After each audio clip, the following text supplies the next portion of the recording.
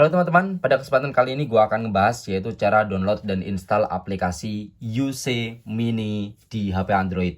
Buat kamu yang lagi cari tutorial ini, silahkan simak dan tonton video berikut ini. Nah, pertama-tama untuk mendownload dan menginstal UC Mini, kita masuk dulu ke Play Store kita. Setelah itu kita masuk ke menu telusuri, dan di sini kita tinggal cari aja UC Mini seperti ini. Kita tinggal klik cari. Dan di sini sudah muncul ya teman-teman ya. Kita tinggal klik aplikasinya. Dan di sini kita tinggal klik pada menu install. Kita tinggal tunggu proses penginstalan dan pendownloadannya itu selesai. Dan dengan demikian kita sudah berhasil mendownload serta menginstal aplikasi UC Mini di HP Android kita masing-masing.